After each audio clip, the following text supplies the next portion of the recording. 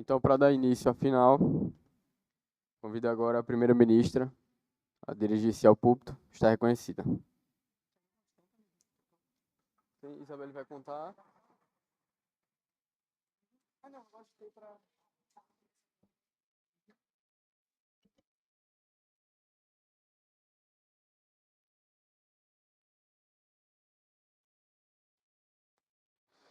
Eu sou Guilherme Leite, serei o chair dessa rodada. Comigo estão Érico Severo, Isabelle Neres, Paulo Vitor, Maria Antônia.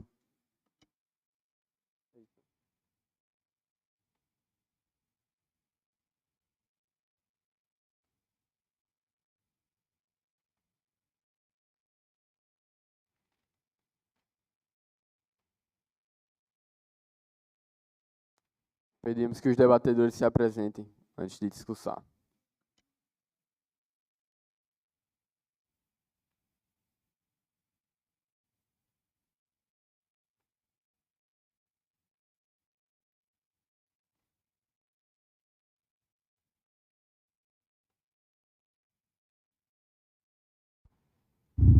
Oi, oi.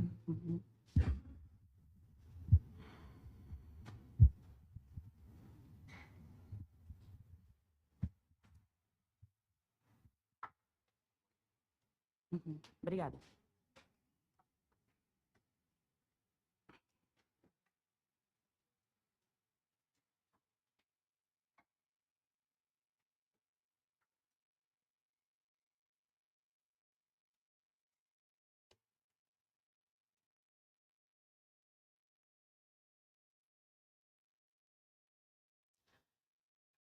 Boa tarde, é um prazer estar aqui. Como eu falei, eu acho inúmeras vezes, mas não para todo mundo. Eu não sou uma debatedora, eu sou uma adjudicadora, mas estou aqui na minha primeira vez debatendo. Então é um prazer, e é um prazer maior ainda estar fazendo isso em casa, estar honrando o nome da SDP, que é a minha família postiça, que eu amo muito vocês. E eu estou muito feliz de estar aqui. E então eu vou iniciar o meu discurso em 5, 4, 3, 2, 1. A moção é: essa casa adotaria a filosofia de não violência radical de Mahatma Gandhi nas lutas pelos direitos civis de populações marginalizadas. E é importante a gente começar a caracterização. Quem são essas pessoas marginalizadas? A marginalização é um conceito sociológico que está relacionado com a exclusão social, cultural, econômica e política de pessoas. Essas pessoas, consequentemente, por causa dessas exclusões, sofrem preconceitos, são minorias, são pessoas pobres e, na maioria, são pessoas de periferia. Quem foi Mahatma Gandhi para a gente entender melhor e contextualizar? Ele foi um líder político do movimento de independência, o qual, na sua doutrina, tinha como preceitos de protestos não violentos, os quais resistiam à tirania por meio de desobediência civil massiva não violenta. O que é a violência radical? O que é a não violência radical? É a prática de violência, a prática de protestos de forma sem armas. De maneira a não utilizar armas. Você protesta sem pegar nesses utensílios. E por que a gente defende a não violência radical? Entrando no contexto que essas pessoas são pessoas de periferias, é importante a gente entender a maneira como elas são vistas na sociedade. Pessoas da periferia são vistas como pessoas violentas, são vistas como pessoas que pegam em armas, são vistas como pessoas violentas que estão imersas no crime e que, por isso, muitas vezes são causadoras dos seus próprios malefícios e que, por isso, merecem estar naquelas posições.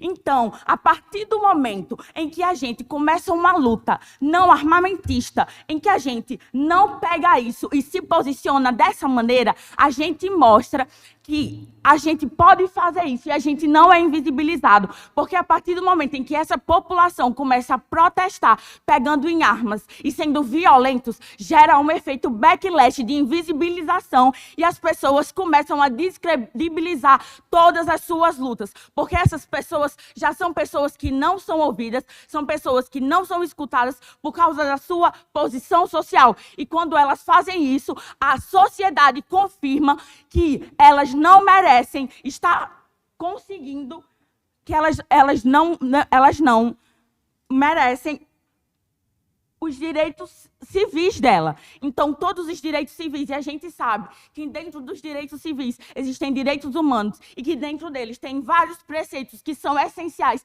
e que as pessoas acreditam nisso. Quando você segue a lógica de que se eu não perpetuo a violência, se eu não invisibilizo a minha luta, e se eu quero os direitos civis, e eu acredito que direitos civis, as pessoas têm que conseguir isso de uma maneira não violenta, porque essas pessoas já são muito violentadas, isso dá uma credibilidade para que elas não continuem sendo violentadas, porque elas se igualam aos seus opressores, e as pessoas começam a igualar eles no mesmo patamar, e isso não pode acontecer. Quando a gente tira essas pessoas do mesmo patamar e a gente mostra que podem alcançar os seus direitos civis e as coisas pelas quais lutam e pelas coisas pelas quais acreditam que são coisas difíceis, são direitos humanos, são direitos civis, sem pegar em armas, as pessoas começam a credibilizar, porque é com a não violência. A gente sabe como a sociedade vê pessoas que são violentas, mas a gente sabe como a sociedade vê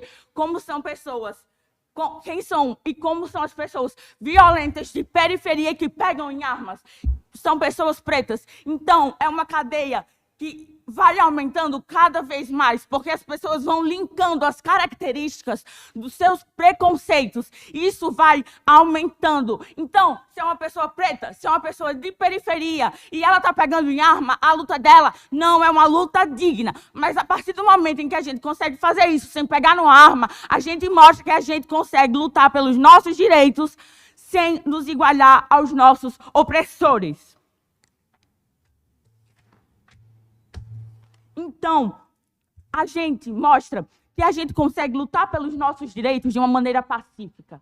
A gente consegue lutar fazendo guerra de fome, de silêncio, porque são direitos humanos, são direitos fundamentais inerentes à vida. Todo mundo aqui precisa comer, todo mundo aqui precisa dormir.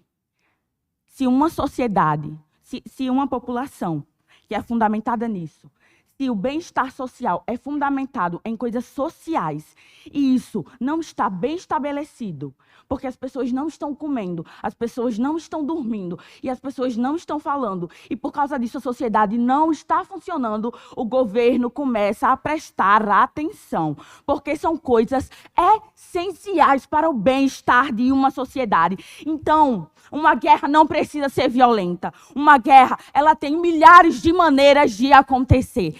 E você pode protestar dessa maneira, mostrando que a sua população não está bem. Você pode se posicionar, se mostrando dessa forma, porque isso causa um desequilíbrio social. E desequilíbrios sociais causam desequilíbrios governamentais, os quais os governos começam a dar atenção e olhar para essas pessoas marginalizadas. E aqui eu encerro o meu discurso.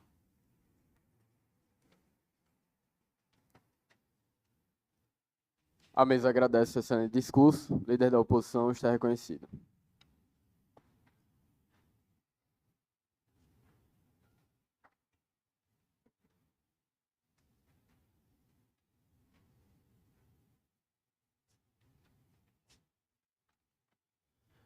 Oi, gente, boa tarde. Muito bom estar aqui. Primeiramente, eu só queria começar agradecendo um pouquinho antes de realmente ir para o discurso. Essa é a minha primeira final como Novice. E eu não vou me alongar porque senão eu vou ficar querendo chorar e eu não quero chorar de novo.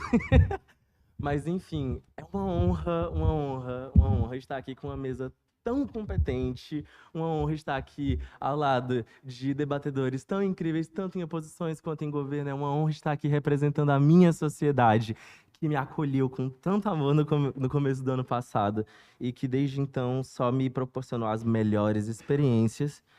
E também queria agradecer muito, muito, muito, muito, muito, muito mesmo ao meu maior companheiro dos últimos meses. Obrigado, Iago. É uma honra ser sua dupla. É uma honra poder passar esses campeonatos com você, porque sem você isso seria muito tenso e eu já teria pipocado. E é bom que a gente pipoca os dois juntos e ninguém fica maluco sozinho.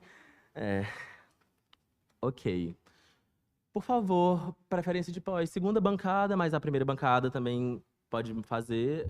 Vamos prezar pelo engajamento, é sempre muito importante. Beleza. Tá. Vou começar meu discurso em 5, 4, 3, 2, 1. Mesa, antes de eu começar a dizer por que essa casa não adotaria a filosofia de Mahatma Gandhi, eu primeiro quero estabelecer a métrica desse debate. Ganha esse debate quem tiver a maior capacidade de resolução e atendimento das lutas de pessoas marginalizadas, que mantém o engajamento e a participação de pessoas marginalizadas nessa luta e menos subjugar essa população a uma inevitável violência. Ok, tendo isso estabelecido, a gente vai para os nossos pontos, que primeiro é a questão do silenciamento de pautas de pessoas oprimidas, deixar a população à mercê da violência, que é o que causaria caso a gente adotasse isso, mas não só isso. A gente vai ter uma redução no engajamento e a piora da visão externa sobre esses movimentos e a piora da visão interna sobre esses movimentos. Mas ok, antes disso, vamos ao nosso framing. Ok.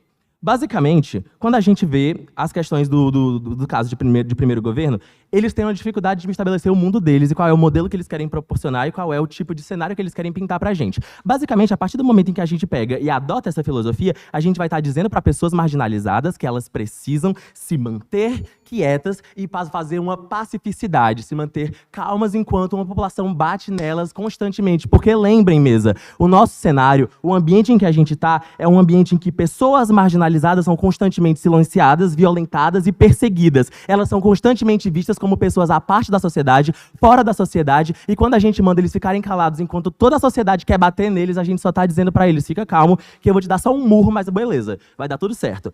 E o que ocorre? Tá. Partindo para o nosso ponto. Primeiro, a redução do engajamento de populações dessas lutas. Primeiramente, a gente tem o ponto interno. A partir do momento em que a gente prega essa filosofia de não violência radical de Mahatma Gandhi nessas lutas de direitos civis das populações marginalizadas, a primeira coisa que acontece é elas vão ficar quietas, elas vão ficar paradas e elas vão ter que se adequar a esse tipo de modelo, esse tipo de pensamento, esse tipo de filosofia. Lutas que já estão estabelecidas e que agora elas vão simplesmente ficar, não, eu não posso me revoltar, eu não posso ir fazer um protesto, eu não posso fazer nada. Eu tenho que ficar aqui fazendo uma greve, ficar quietinho, bonitinho, enquanto eu tenho que só, aguentar. Mas isso ocorre com o quê? Primeiro, num ponto interno, as pessoas que já são dessas comunidades, quando tiverem pessoas que não quiserem participar desses movimentos, porque lembrem, pessoas marginalizadas elas podem até fazer parte de uma comunidade, mas elas não são indivíduos clonados, elas são pessoas que têm suas autonomias. Então podem existir pessoas que simplesmente não vão querer participar desses movimentos ou que não se sentem contempladas por eles. A partir desse ponto,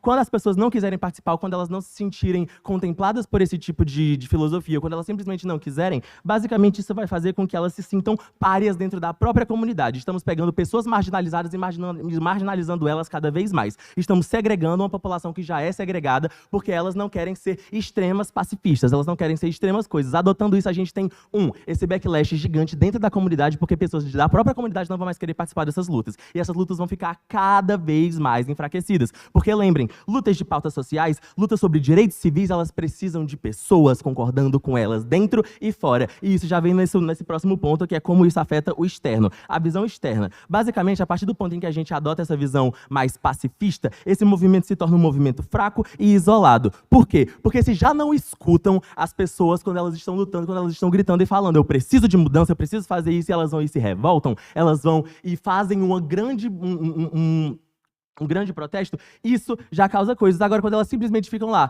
passando fome, fazendo uma greve de fome organizada, fazendo, tipo, uma coisa pacífica, eu vou ficar aqui parado enquanto tentam resolver o meu problema. As pessoas não se importam com pessoas marginalizadas. As pessoas, elas não vão querer se mover para ajudar pessoas marginalizadas. Mais um pobre morrendo de fome, mais outro morrendo de fome. O Estado simplesmente não se importa. Então, ter que lidar com isso é ter que lidar com o melhor cenário, um cenário extremamente utópico, coisa que os governos estão tentando fazer, mas isso não funciona. Ok. E por que isso é ruim? Porque, basicamente, a partir do ponto em que a gente tem uma menor relevância desses casos, que agora eles vão ser vistos como fracos, como um movimento isolado, a gente tem menos capacidade de resolução, porque as pessoas não vão levar esses movimentos a sério. Essas leis vão ficar cada vez mais enfraquecidas porque não tem pessoas que estão lá lutando. Vocês acham que, por exemplo, os direitos de pessoas negras aqui no Brasil foi conquistado com pessoas negras simplesmente ficando, eu quero ajuda, por favor, me ajuda? Não. Teve luta, teve protesto, teve pessoas fazendo tudo possível e imaginável, teve pessoas lutando, porque o que a gente está querendo explicar aqui para vocês, mesa, é basicamente que toda forma de luta é válida e querer dizer que se uma pessoa marginalizada lutar, de fato, ela vai estar sendo violenta. Primeiro, isso é muito... Porque, basicamente, o que eu quero que vocês entendam é esse delta que primeiro o governo tentou pintar para vocês, de que se pessoas marginalizadas não assumirem essa filosofia de não violência, elas vão ficar sendo mal vistas, porque elas são violentas e tudo mais. Mesa, pessoas que não gostam de pessoas marginalizadas, elas vão vê-las como violentas independente do que elas fizerem. Não é sendo pacifista, não é sendo quieto que a gente vai reduzir isso. O que eu quero que vocês entendam é, basicamente, quando eu viro para uma população que já é sempre violentada, sempre perseguida, sempre marginalizada, sempre colocada como maior alvo, eu vou virar para elas e você vai ficar quieto e você vai ficar lá parado enquanto vão te bater. Isso é vitimizar uma população, isso é virar para uma população que é sempre perseguida e agora dizer para elas que elas vão ter que ficar quietas enquanto são perseguidas. Antes disso, vai, Cecília.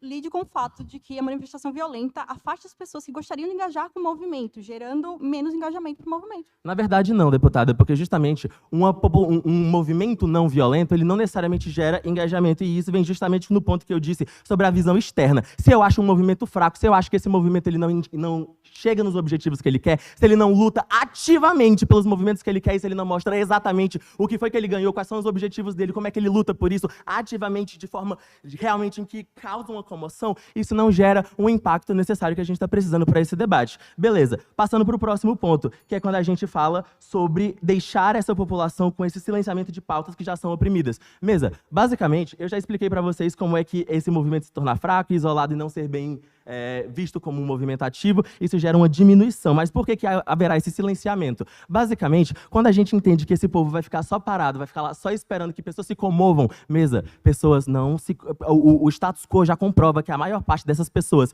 desses homens brancos, héteros, cisgêneros, populações gigantes e populações de extremas maiorias políticas, elas não se importam com esse povo marginalizado, eles não se importam com populações minoritárias. Quando a gente entende isso, a gente entende necessariamente que a partir do ponto que essa população não estiver gerando realmente um impacto, realmente gerando um problema para eles, eles simplesmente não vão querer engajar com essas lutas, eles simplesmente não vão querer ajudar nessas lutas, eles não vão querer tornar essas pautas resolvíveis, eles não vão querer lutar para resolver isso. E quando eles fazem isso, a gente tem esse silenciamento de pautas. Porque se já mal escutam uma pauta, com gente quebrando coisa, com gente indo e se revoltando porque elas estão putas, agora, basicamente, quando eu viro e silenciar essa pauta porque elas têm que ficar pacíficas, eu simplesmente acabo com essa luta. E é por isso que eu tenho muitíssimo orgulho em ser primeira oposição nesse debate. Muito obrigado.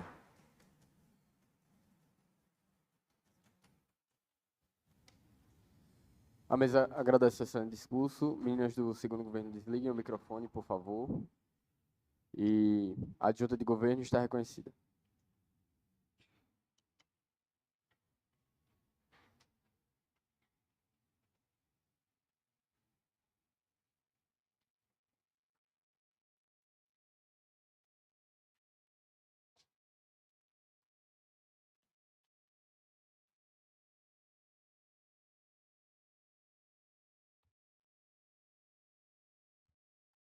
Gente, sou pequena. Olá, gente. Feliz em estar aqui. Queria agradecer a minha dupla por não ter desistido e por estar aqui. Agradecer a minha mentora, Raquel, por sempre me incentivar a debater, até quando eu estou tendo crise. E é isso, a SDS, a esse campeonato maravilhoso. Obrigada por receber a gente tão bem. E começar o meu discurso em 5, 4, 3, 2, 1. Mesa. Essa casa adotaria a filosofia de não violência radical de Gandhi nas lutas pelos direitos civis das populações marginalizadas. Bem, primeiro a gente tem que entender quem são essas pessoas marginalizadas e por que isso é ruim para elas. Ok. Essas pessoas marginalizadas, geralmente, são as pessoas que têm dificuldade de acesso a coisas básicas da vida civil. Para fins desse debate, vamos tratar daquelas pessoas que sofrem com desigualdade, que estão lá na periferia, que sofrem com acessibilidade, que estão ocupando esses lugares periféricos e vivendo à margem da sociedade. Que, nessas periferias, geralmente ela é constituída, em grande parte, exatamente por essa população, a população negra. Essa população ela já sofre com estereótipos, sempre atrelados a coisas ruins. São as pessoas que constituem a maior parte do sistema carcerário. Você não vê, por exemplo, um branco ou uma pessoa classe média, rica, dentro de um presídio. Dificilmente, a não ser quando tem um grande escândalo. Sempre dá um jeitinho de sair. Mas quem está nesses locais, Mesa, são exatamente essas pessoas que vivem à margem da sociedade, marginalizadas. Essas pessoas pobres, essas pessoas periféricas, essas pessoas negras, essas pessoas que têm dificuldade com a acessibilidade. Bom, repare, Mesa, como essas pessoas elas já são estigmatizadas. Quando você pensa em pessoas marginalizadas, pessoas periféricas, geralmente você já pensa no mundo do crime, geralmente você já pensa em organizações criminosas. Ok. Essas pessoas, elas visivelmente são vistas como pessoas ruins ou pertencentes a classes criminosas. E é entendendo isso que vamos explicar a filosofia de não violência radical e do porquê ela é importante e ela é mais benéfica para essa população.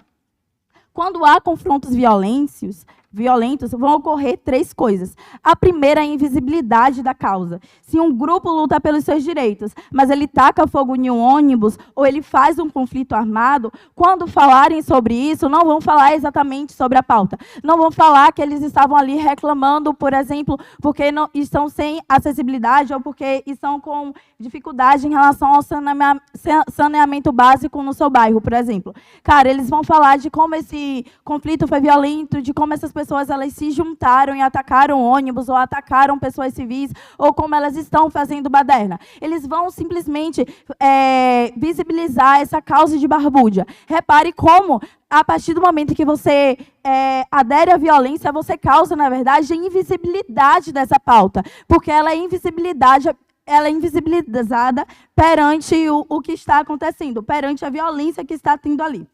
Ok. A segunda coisa que você vai causar é exatamente esse estereótipo. Essas pessoas elas já sofrem, elas já são marginalizadas, elas já têm algo atrelado para si. Então, o que vai acontecer, basicamente, é um reforço disso. Você vai reforçar aquele estigma ruim daquela pessoa. Você vai reforçar o quanto ela é criminalizada, o quanto ela faz coisas ruins e o quanto elas não sabem conversar. Você iguala ela ao seu opressor. Você está sofrendo e você diz, basicamente, para essas comunidades que sofrem que elas devem devolver com mais violência ainda. Ok. Mas outra coisa que a gente fala é exatamente sobre como isso também pode atingir pessoas inocentes. A partir do momento em que há um confronto armado ou um confronto violento, basicamente pessoas que estão ali no meio, que não têm basicamente nada a ver com aquilo, ela vai ser atingida de alguma forma. Ela vai sofrer com isso, ainda que indiretamente. Então, repare, a gente já falou aqui sobre a invisibilidade e de como isso pode causar coisas ruins para terceiros. Ok. Quando a primeira oposição fala sobre silenciamento, cara, isso vai ocorrer no cenário de vocês. No cenário de vocês, essas pessoas são silenciadas exatamente porque as pessoas não vão olhar para ela. Um exemplo disso é que um grupo de estudantes, eles estavam fazendo greve em relação a denúncias em relação à faculdade, eles resolveram fazer greve sobre isso. E o que passou nos jornais, o que passou na TV, era exatamente o que estava acontecendo. Apareceu que um grupo de estudantes se revoltou e fez greve de fome perante de denúncias àquela faculdade. Repare como o cenário seria completamente diferente, por exemplo, se eles chegassem na frente da faculdade e tacasse fogo, ou simplesmente fizesse algum tipo de coisa ruim com arma, ou algo do tipo, ou algo similar. Repare, mesa, não estamos falando sobre passividade, mas sobre uma resistência ativa. A resistência não é necessariamente você fazer um conflito armado, ou algo do tipo, mas é você conseguir impor a sua voz, é você conseguir botar o pau na mesa e dizer o que você quer, não necessariamente de forma violenta, mas fazendo diferente dos seus opressores. Antes de prosseguir, eu vou dar pós, segundas casas? Não? Primeiras casas. Renata, basicamente, quem odeia vai odiar, independente do que acontecer. Estereótipos violentos não vão parar de existir com a sua filosofia. Cara, repare.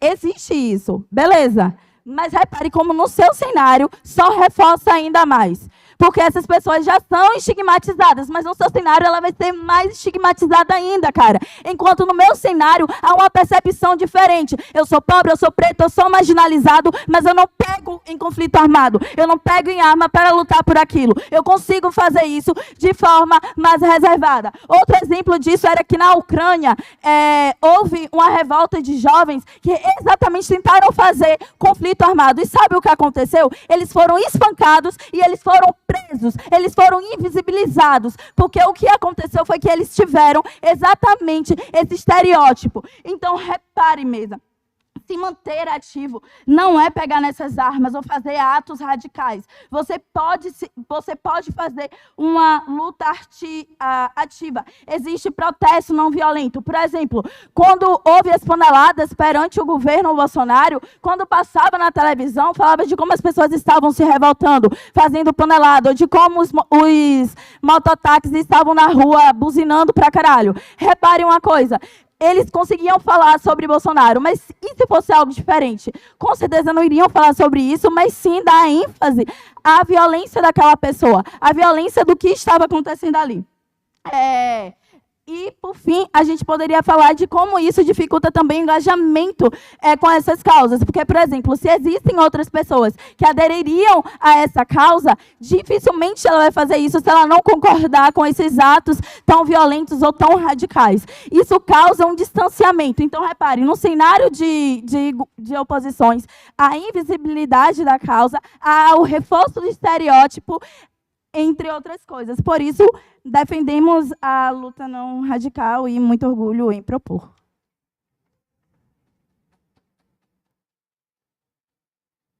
A mesa agradece o excelente discurso. Vice-líder da oposição está reconhecido.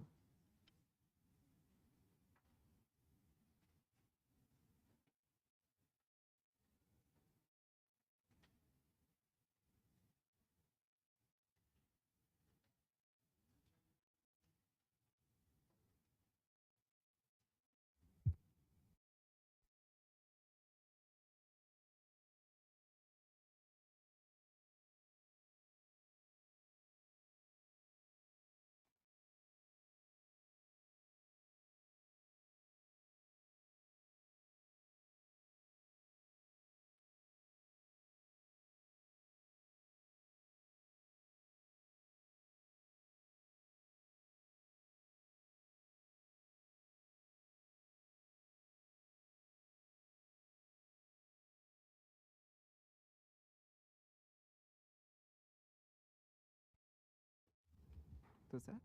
Alô? Alô? Alô? Todo mundo consegue me escutar direitinho? Show! Gente, eu só queria agradecer por esse campeonato. Está sendo uma experiência maravilhosa estar aqui em Natal e estar aqui com vocês. Parabéns pela Sociedade Sede. Vocês realmente arrasaram nesse campeonato. E é um prazer estar debatendo aqui com vocês nessa final. Mesa, eu vou começar o meu discurso em 5, 4, 3, 2, 1. Mas o que o Léo traz nesse debate é justamente o que as oposições ignoram completamente durante os 15 minutos dos discursos de governos. Cara, a gente não precisa defender que todos os movimentos têm que passar a adotar só ações violentas. Não necessariamente eu tenho que mostrar para vocês que todo mundo só é legitimado no nosso cenário, e só é considerado parte da luta a partir do momento que ele adota maneiras extremas. Eu só preciso mostrar para vocês como o próprio lado de vocês não deve ser apoiado. Eu só preciso mostrar para vocês como é mais oneroso que a população e a comunidade minoritária adote essa filosofia pacífica do Gandhi em questão. Tá, Mesa, o que foi o caso do Léo até então nesse debate? Mesa, o Léo fala sobre a questão do silenciamento de pautas e a visão externa e interna dessa população. Sobre a questão da visão interna, Mesa, ele fala sobre a adequação de um único tipo de filosofia, que é o caso de primeiros governos nesse debate. Percebe, Mesa, que no caso de governos, a ideia do membro interno, o que seria? A ideia é que ele deva adotar essa filosofia do Gandhi em questão e promover essa pacificidade que eles constam. Primeiro, Mesa, que eu não entendo, de fato, como que no cenário deles, eles promovem essa palatabilidade toda no cenário de governos. Isso porque, Mesa, no cenário deles também promove jejum de fome, coisas bem absurdas que causam estranheza para a população em geral e que só mostram que também no cenário deles tem certas formas, maneiras mais extremas, digamos assim, ou que as pessoas consideram diferente, fora da curva. Percebe, Mesa, que no cenário de governos, elas não me mostram em nenhum momento qual é a palatabilidade que o próprio corpo interno vai adotar a partir disso. Mais do que isso, Mesa, percebe que no momento que eu adoto essa única filosofia, eu crio mini segregações dentro da própria comunidade. Isso é ruim porque eu desarticulo uma comunidade que era para ser a que vai acolhê-la. Isso mesmo, eu quero dizer, quando a gente entra em uma comunidade, a gente espera uma relação ao nosso elemento identitário. Ou seja, eu me junto porque tem pessoas que têm as mesmas vivências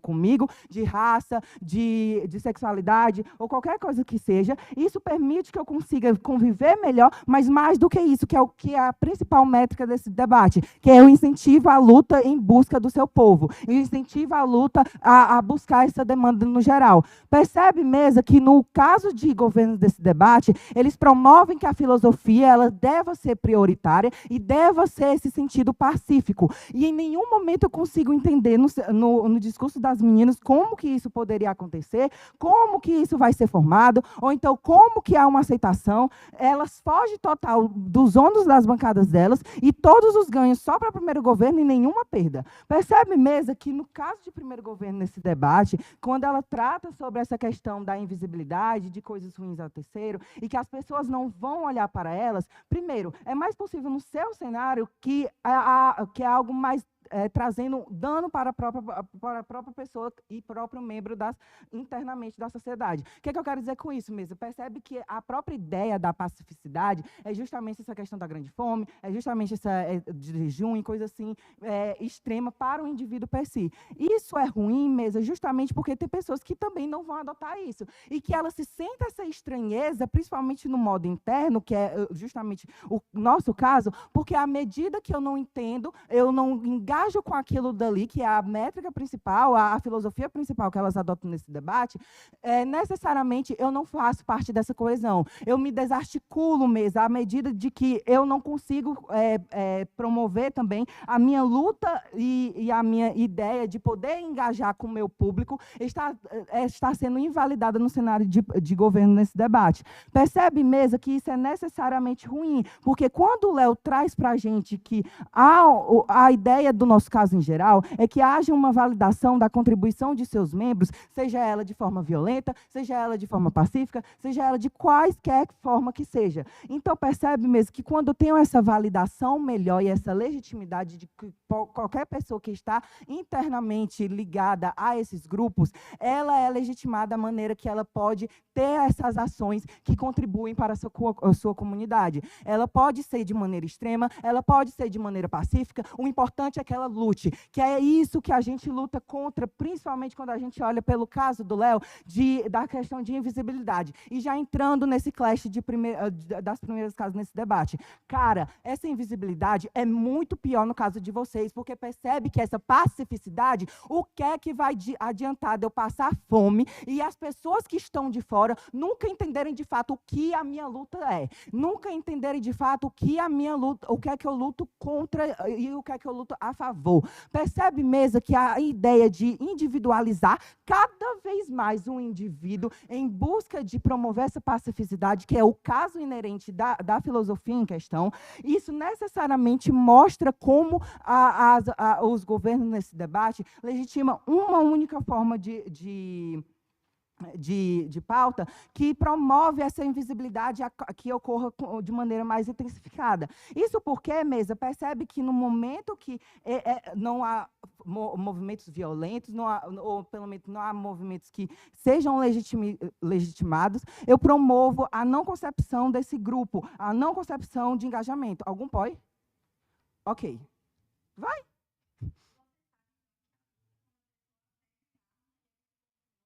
Cara, percebe que o cenário de vocês não é mutuamente excludente. Quando vocês colocam que no cenário de vocês, só porque a pessoa agora é pacífica, ela automaticamente não vai ser macularizada. Cara, grupos minoritários sofrem diariamente, como o próprio a PM colocou, de preconceitos, de estigmas e da construção de coisas que é internalizada desde o princípio. Então, não é pelo fato de que eu faço greve de fome que automaticamente vai quebrar o preconceito daquela pessoa e da visão daquela pessoa no meu cenário. Percebe mesmo que o meu cenário é muito mais palatável porque eu consigo essa maior articulação das pessoas, que é muito importante. Fazer com que o seu Joãozinho se identifique com a pauta das pessoas pobres, fazer com que aquele jovem preto, gay da comunidade LGBT, ele consiga também contribuir, quaisquer que seja a pauta deles, e que aquela luta que ele tanto precisa, aquela população que ele faz parte, essa toda luta dele seja legitimada e que ele realmente sinta-se parte dessa coesão. Ele sinta-se parte de que ele finalmente faz a diferença também. Muito orgulho em.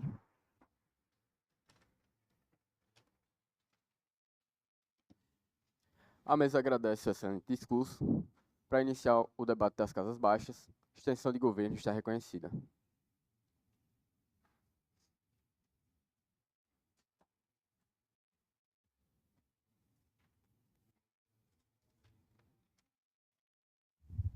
Posso baixar aqui, né? Todos me ouvem bem? Subir? E agora? Tá perfeito? Primeiramente, boa tarde a todos. Eu estou muito feliz em estar aqui, nessa final, com pessoas tão competentes, com pessoas que eu gosto tanto. Obrigada principalmente a SDP, por ter me criado e por ter feito eu estar aqui hoje. Obrigada principalmente a Bia, que sem ela realmente isso aqui não seria possível, e só estamos aqui porque ela é uma pessoa muito...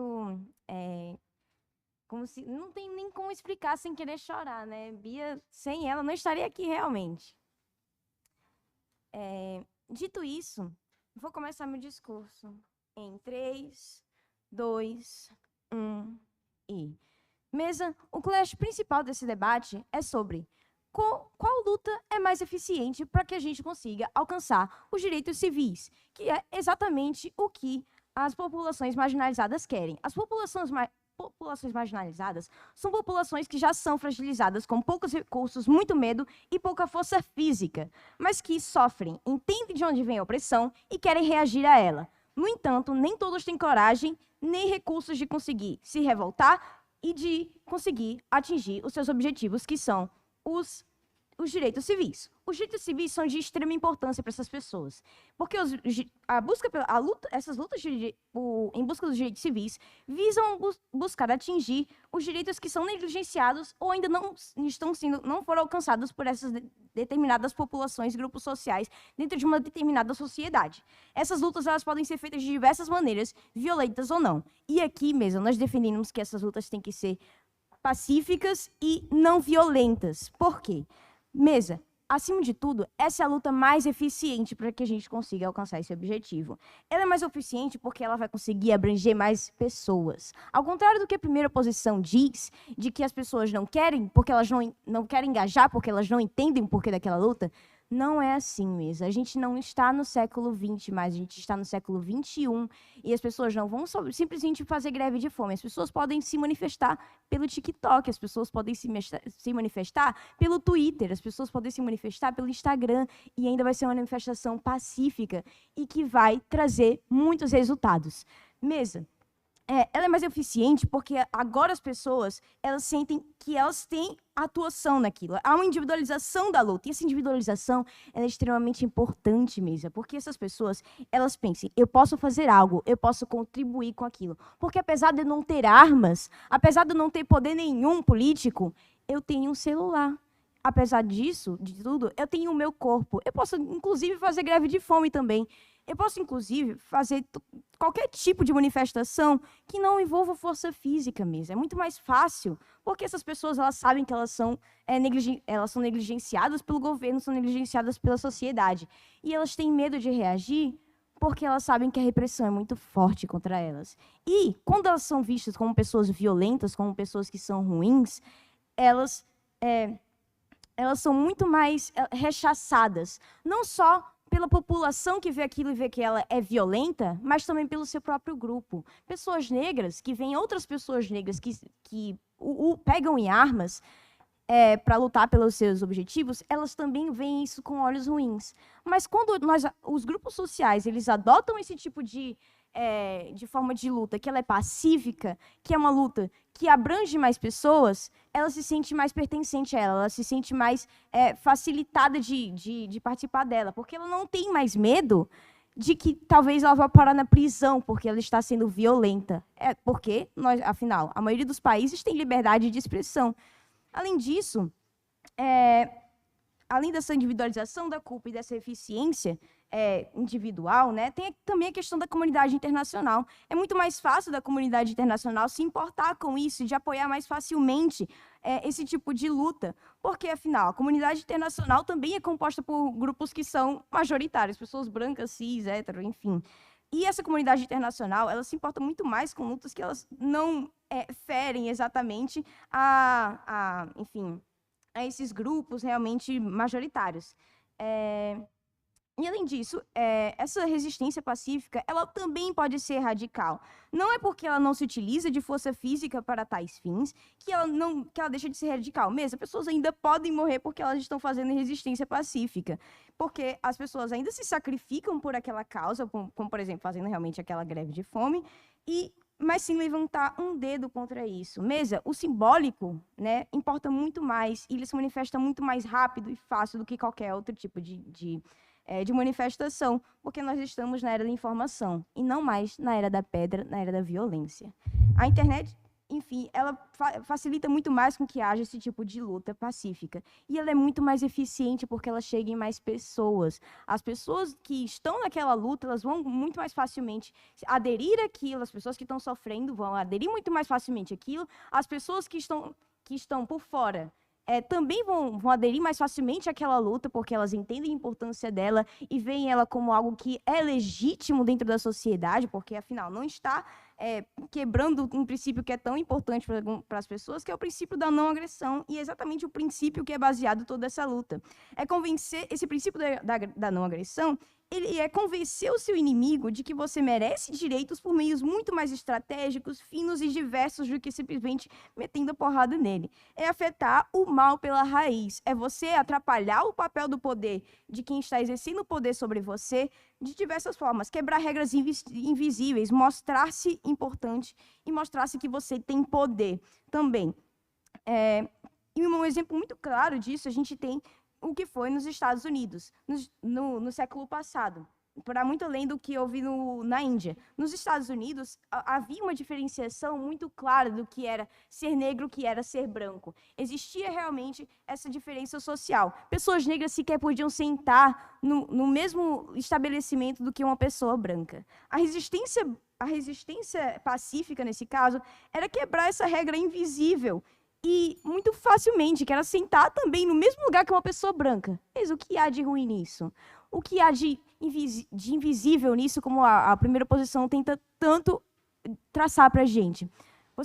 Então, é muito fácil fazer esse tipo de manifestação, o que torna ela muito mais plausível para a maioria das pessoas que estão sendo marginalizadas.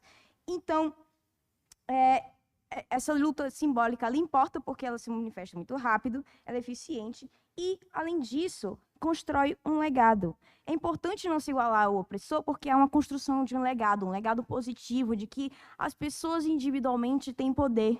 As pessoas elas podem trazer a mudança e não necessariamente por vias ruins. Os exemplos eles já existem mesmo, eles estão por toda parte. Eles existiam na Índia, existem nos Estados Unidos e existe até hoje. E é dessa forma que essas populações marginalizadas elas constroem esse legado positivo, eles trazem a mudança para si mesmos de forma muito mais eficiente, eles alcançam seus direitos civis e eles conseguem trazer um legado positivo e respeitoso para a sociedade, conseguindo seus objetivos muito mais facilmente e o apoio de todos. E com isso que eu tenho muito orgulho em propor e encerro meu discurso.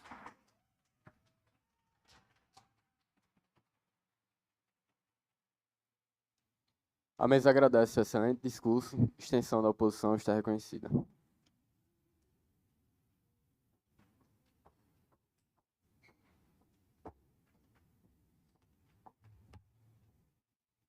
Boa tarde, gente. Minha voz está um pouco rouca.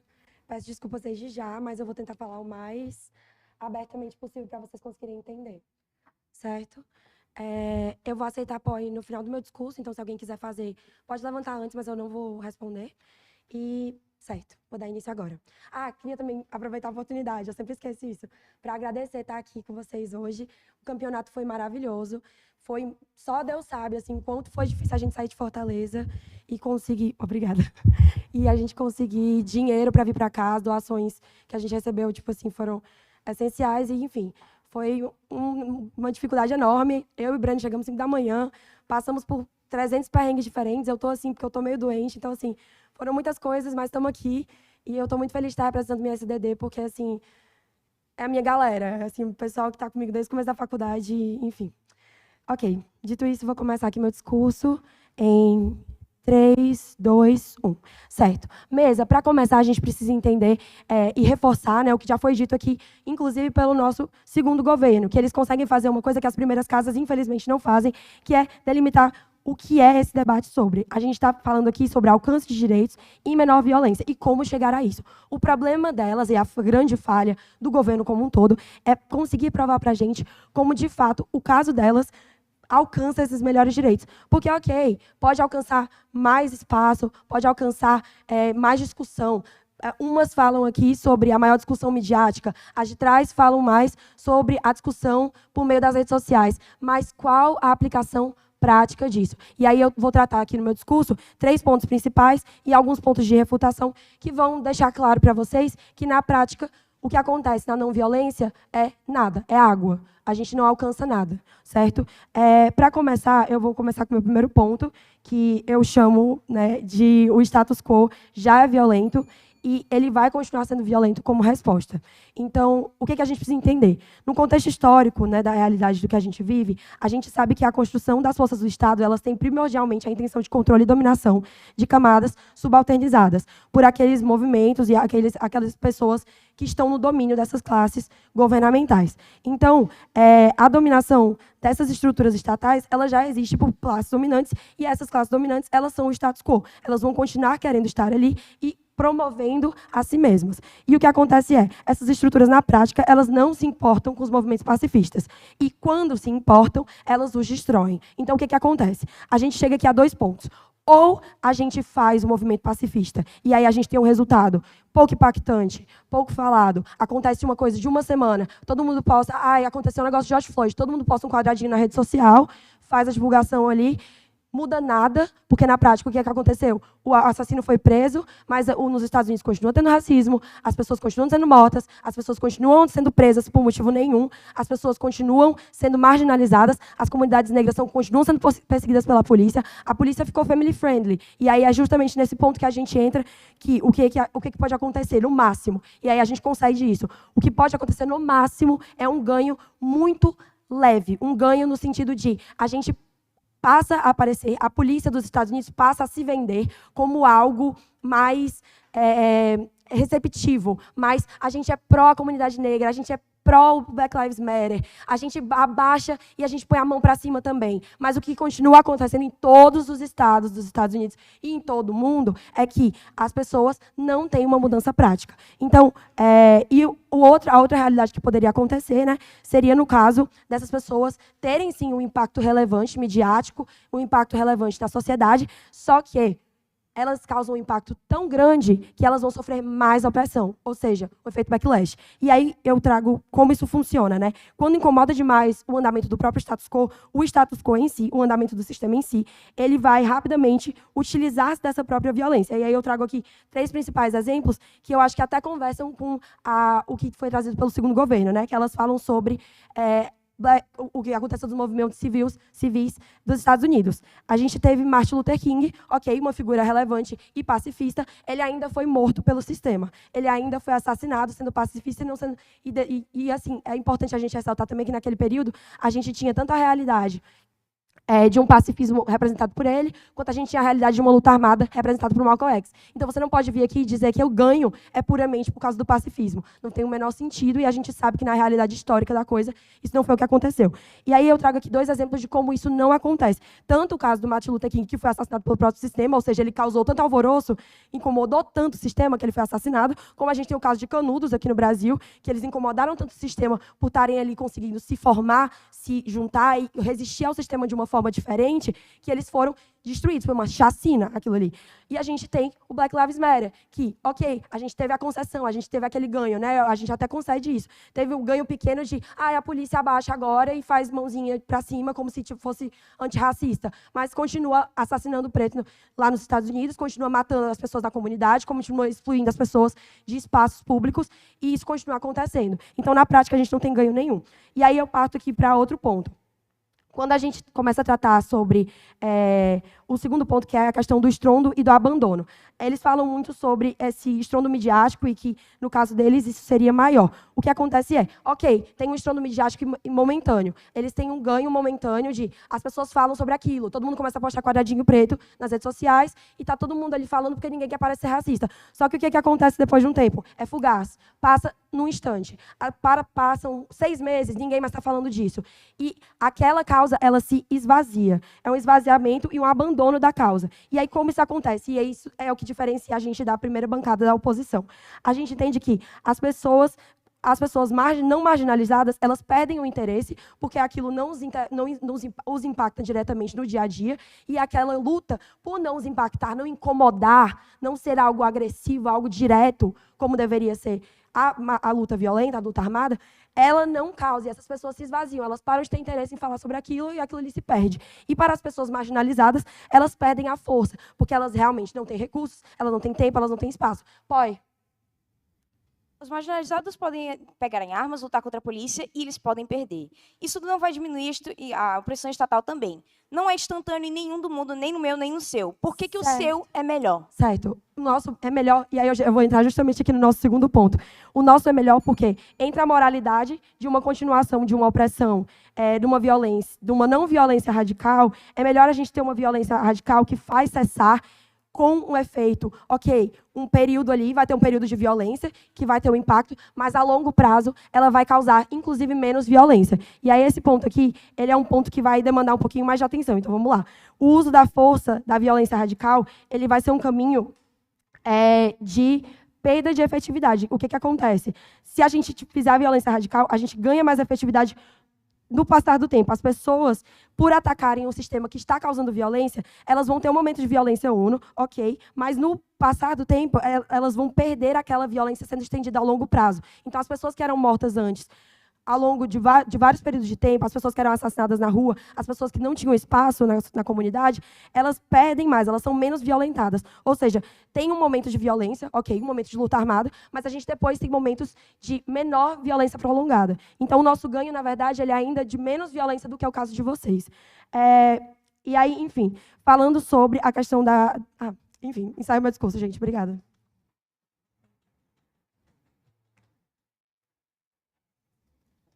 A mesa agradece o excelente discurso. Para iniciar o duelo de whips, o whip do governo está reconhecida.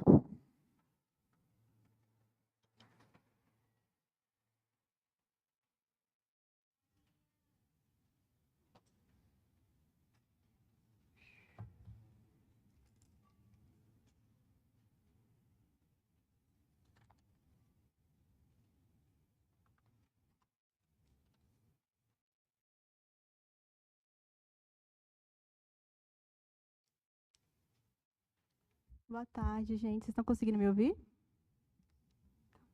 Vou tirar um minutinho. Estou muito feliz de estar aqui com vocês. Meu nome é Beatriz. Com muito orgulho que eu debato com gente que veio de longe para apreciar o Potiguar. Então, muito orgulho. Eu quero agradecer a STP, a minha dupla Sofia. Cecília, meu Deus. E é isso. Vou tirar um minutinho.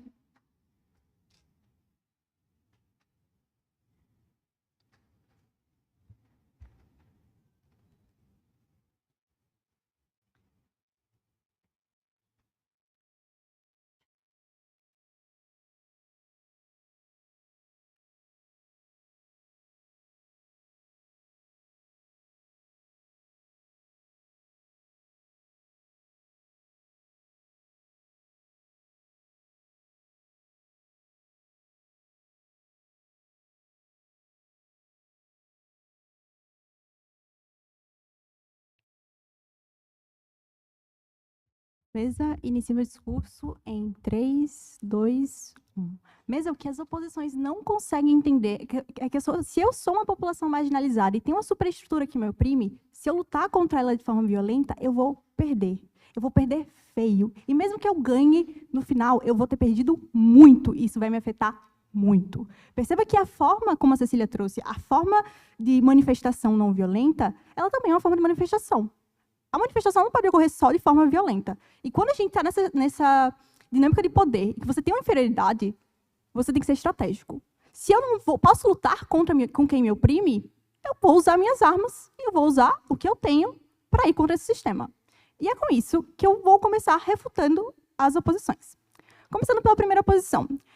O grande caso deles é que eles falam sobre o silenciamento de pautas e a redução do engajamento, como isso piora a coesão interna e externa. Eu vou mostrar para vocês como isso, na realidade, não vai acontecer. Isso acontece de forma contrária. Vamos para o que eles me disseram. Ao adotar uma conduta não violenta, as pessoas vão ficar paradas, quietas, aceitando tudo aquilo que essa superestrutura está fazendo para você. Mas não é exatamente isso que vai acontecer. A manifestação violenta também é uma forma de manifestação. Eu mostro para aquele que está me oprimindo que eu também posso ter poder sobre ele. Eu tenho poder sobre o meu corpo, sobre a minha fala, sobre os meus atos. Isso é muito forte.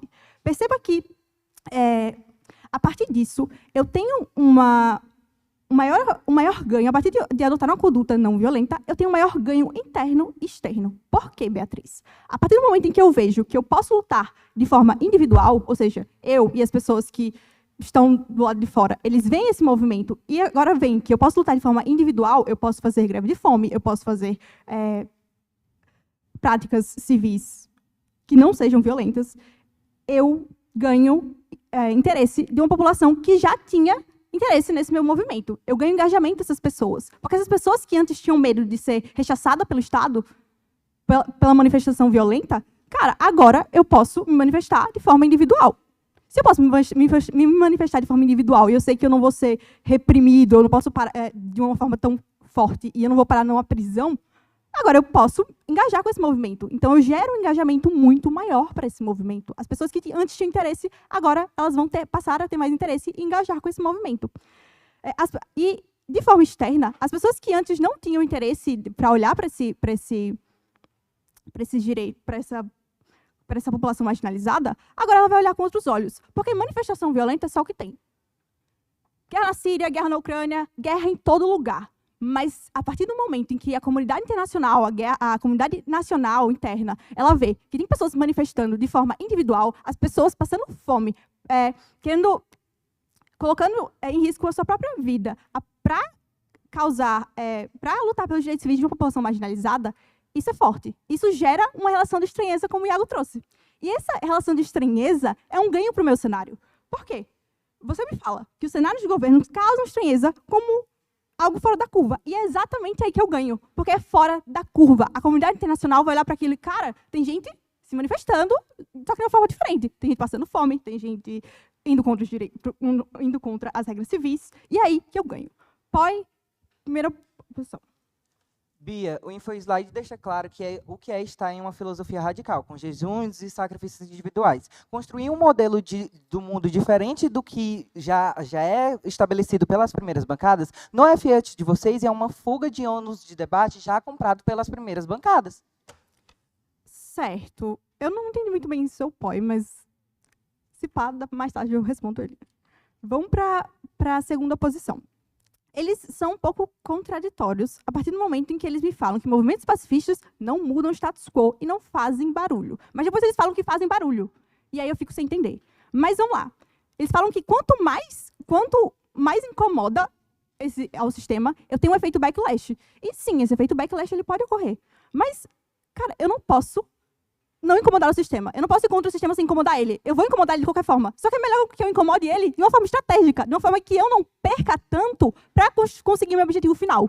E aí que eu ganho nesse cenário. Porque eu estou agindo, eu estou me manifestando de uma forma estratégica. Eu estou indo contra o sistema, utilizando o meu próprio corpo, utilizando a minha própria vontade. E é aí que eu ganho dentro desse cenário. Eles falam sobre esvaziamento de pauta, de fugaz. Cara, beleza. Pode ser que, sei lá, a mídia compre, passe e por uma semana as pessoas fiquem falando só sobre isso, só sobre essa população marginalizada, e depois isso não seja mais pautada na mídia. Mas, pelo menos, eu ganhei a visibilidade. Por que isso importa para o meu cenário? Isso importa porque eu consigo um maior engajamento dessas pessoas, como eu falei lá no início, de pessoas que antes estavam interessadas para saber para lutar contra os direitos civis, só que agora tinham medo. Então as pessoas elas vão olhar, olha, tem gente se manifestando e utilizando o próprio corpo, eu posso fazer também. Então eu ganho esse engajamento. Por que esse engajamento é importante? Se eu sou uma população marginalizada, um grupo de população marginalizada, eu preciso de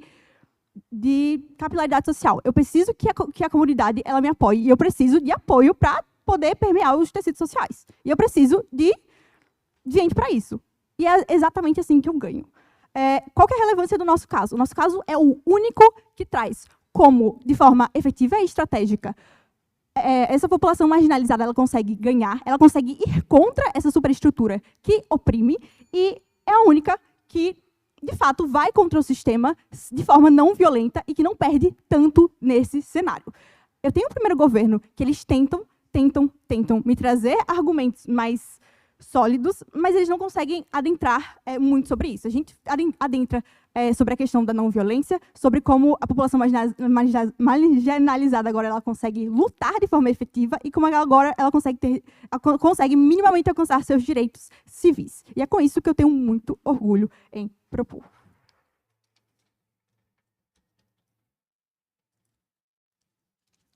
A mesa agradece o excelente discurso. O IP da oposição está reconhecida.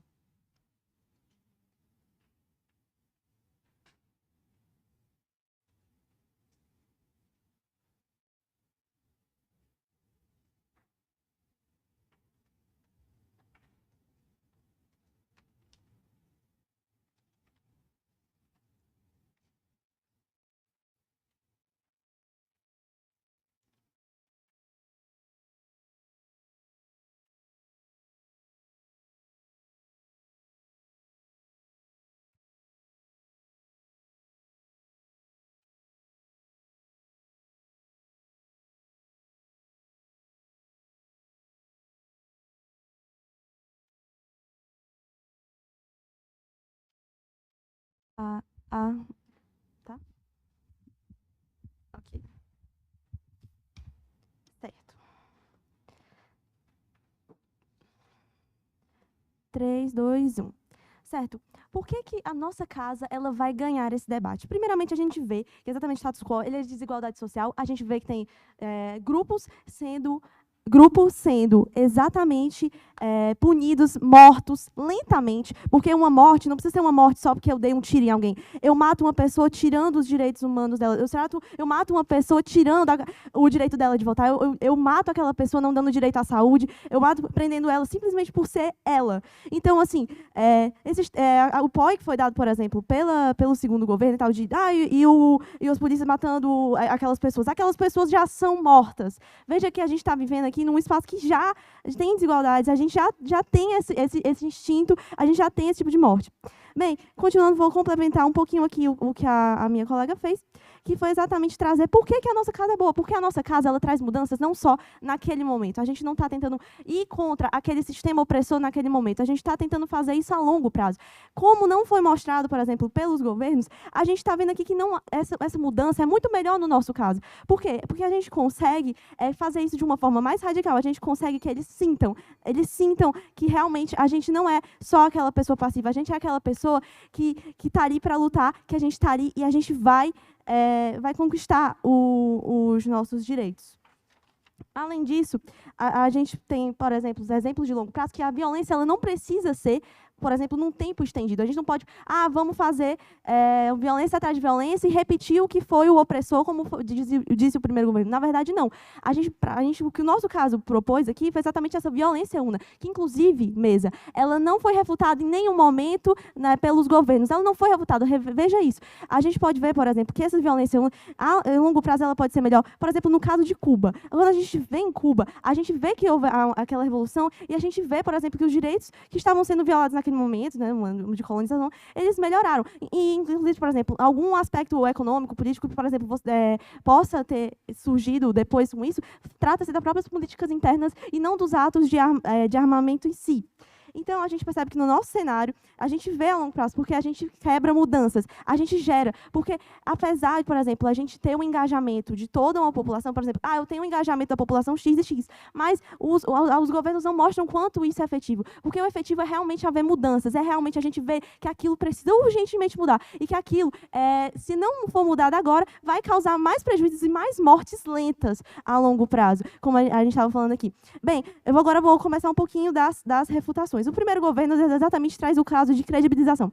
Mas veja que esse caso de credibilização, ele até... Tudo bem, a gente concorda que, por exemplo, você pode abranger um maior número de pessoas, tudo bem, mas é aquele negócio. Você, por exemplo, eu posso botar numa rede social, gente, vamos todo mundo apoiar a comunidade LGBT, mas você continua sendo uma pessoa extremamente homofóbica e, além disso, aqueles movimentos, por exemplo, eu vou ser só daquele movimento e só quando, por exemplo, for um mês do LGBT, ou só quando aqueles interesses forem me valer, que são os interesses das classes dominantes. Então, por exemplo, a gente vê aí que as pessoas elas não querem entrar porque elas querem ajudar realmente aquele movimento. As pessoas estão entrando naquele movimento justamente para ter um palco, para ter uma visibilização e uma estagnização desses grupos marginalizados. Eles querem que ele não se revolte. É exatamente isso que eles querem, que não se revolte. Porque se eles se revoltarem, eles vão ter perdas para eles também. Eles não querem perdas para eles. Eles querem fingir, eles querem amaciar. Vamos deixar aqui, vamos deixar tudo do jeito que está. Vamos deixar exatamente do jeito que está. Vamos dar um mínimozinho, uma mínima melhoria, mas, na verdade, ao final das contas, a longo prazo, não houve melhora nenhuma. A gente pode ver também, por exemplo, no caso de segundo governo, que eles trazem sobre uma tal de medialização e uma maior aderência da comunidade internacional. Mas eu vou falar exatamente o mesmo argumento. Primeiro que o segundo governo trouxe exatamente o mesmo argumento do primeiro governo, a gente pode perceber que, basicamente, ele pode ter mecanizado melhor, mas, sinceramente, eles se banharam muito no primeiro governo. E essa comunidade internacional, por exemplo, eles trouxeram isso, mas não explicaram como é que essa aderência internacional ela pode realmente modificar aquela situação. A gente tem um caso, por exemplo, da Palestina. Beleza, houve uma comunidade, houve um bocado de pessoas entrando ali naquele movimento, por exemplo, eu vou contra, a gente a favor e tal daquelas pessoas, mas a gente vê que ainda tem guerra. Então, por exemplo, a gente vê ainda que aqueles povos estão sofrendo ameaças de vida, a gente está vendo que aquele povo continua sendo marginalizado. Então, a gente precisa, sim, ter uma radicalização e, tipo assim, e não só, por exemplo, consentir com aquilo. E mesmo que tenha uma certa aderência, uma certa... Ai, pode vir, mídia, pode vir, mas aquela coisa é passageira, as pessoas vão continuar sendo preconceituosas e, pelo contrário, como disse a minha dupla, é, na verdade, esse efeito backlash. É esse efeito, por exemplo, que, na verdade, é uma falsa percepção de que você realmente está melhorando aquela pauta, quando, na verdade, você só está dando uma mínima visibilidade para aquilo, mas não efetivamente mudando aquela situação. Como no nosso caso, a gente muda, porque a gente ameaça, a gente fala assim, ou você muda, ou todo mundo morre, porque a gente vai morrer pela causa. A gente não está aqui simplesmente porque a gente quer mandar um discurso bonitinho, a gente está aqui porque a gente vai mudar essa situação, porque eu não quero mais morrer de fome, porque a gente vai mudar essa situação aqui porque eu não quero mais ser visto como inferior, eu não quero mais porque eu não quero ficar pegando um transporte público que não me dá nem direito, que é todo quebrado. Eu quero ver impactos, eu quero ver aquilo, eu quero lutar, eu vou armado, eu vou falar assim, ou você muda essa situação, ou a gente não consegue viver em paz nesse planeta, a gente não consegue ter uma situação. E como eu disse, essa violência, ela pode acontecer naquele momento e depois ela vai realmente se pacificando. Então, por exemplo, a gente mantendo, por exemplo, esse estrondo, tipo assim, na verdade, ela vai gerar um abandono de causa. A gente pode, por exemplo, ver que, na verdade, por exemplo, as pessoas passam 6 meses no movimento e depois engajam. Tipo assim, eu posso até engajar, mas depois elas vão ser esvaziadas, elas vão perder o interesse, porque elas vão ver que elas realmente não estão tendo melhorias efetivas. E se elas não estão tendo melhorias efetivas, por que eu vou continuar naquela causa? Não existe motivo, não existe razão. E agora eu vou também falar um pouquinho de como é que a gente está ganhando. A gente ganha da primeira oposição. A primeira oposição, ela também estava muito baseada também no primeiro governo, mas o primeiro governo exatamente aqui foi totalmente rebatido pela gente, mas a primeira oposição, ela trata exatamente dessas causas, ela trata, por exemplo, eu vou abranger mais pessoas na minha também, sendo que isso não é o principal. Veja que a métrica desse debate, o mais importante aqui, é exatamente a gente mostrar a efetividade dessas medidas. É mostrar que, tipo assim, a gente precisa mudar. A gente não pega em arma porque a gente quer pegar em arma. A gente pega em arma porque a gente precisa e a gente deve lutar contra as opressões que estão vindo aqui. A gente percebe que em muitos movimentos, por exemplo, na ditadura militar, a gente só conseguiu direitos sociais porque a gente guerrilhou. A gente foi lá, tiveram protestos na ditadura que a gente fez a gente conseguir garantir direitos sociais como o voto, como a valorização das mulheres. E é por isso que eu tenho orgulho em me opor.